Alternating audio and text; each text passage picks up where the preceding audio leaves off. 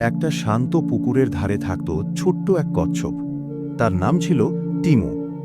Temu ছিল ধীর গতির, চলত ধীরে ধীরে, কিন্তু ছিল খুব মনোযোগী আর ধৈর্যশীল। তার পুকুরে অনেক বন্ধু ছিল, ব্যাঙ, মাছ, শাপলা ফুল, আর ছিল এক দুষ্টু খরগোশ।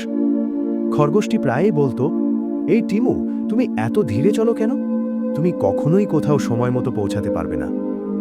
টিমু শান্ত গলায় বলতো, আমি ধীরে চলি, কিন্তু আমার লক্ষ্য ঠিক থাকে। একদিন হঠাৎ করে আকাশ কালো হয়ে এলো। তার কিছুক্ষণ পর পুকুরে নামে এক ভারী ঝড়। পানি ফুলে উঠতে লাগলো, পাড়ও ভেঙে পড়তে লাগলো। সবাই ভয় পেয়ে বাঁচার জন্য নিরাপদ স্থানের উদ্দেশ্যে দৌড়াতে শুরু করল। দুষ্টু খরগোশ দ্রুত দৌড়াতে গিয়ে পা মুচকে কাদার মধ্যে পড়ে রইল। আর কেউ তাকে দেখতে পেল না। কিন্তু টিমু ধীরে ধীরে হাঁটছিল, আর দেখতে পেল খরগোশটি কাদার মধ্যে পড়ে আছে। সে একটুও দেরি না করে খরগোশকে নিজের পিঠে করে নিরাপদ জায়গায় নিয়ে গেল। খরগোশ লজ্জা পেয়ে বলল, টিমু, আজ আমি বুঝেছি, গতি বড় কথা নয়, বরং মন বড় হওয়া জরুরি। টিমু মুচকি হেসে বলল, ধৈর্যই তো আমার সবচেয়ে বড় শক্তি। আজকের এই গল্পের শিক্ষণীয় বিষয় হল, গতি দিয়ে নয়, মানুষ বিচার হয় মন দিয়ে।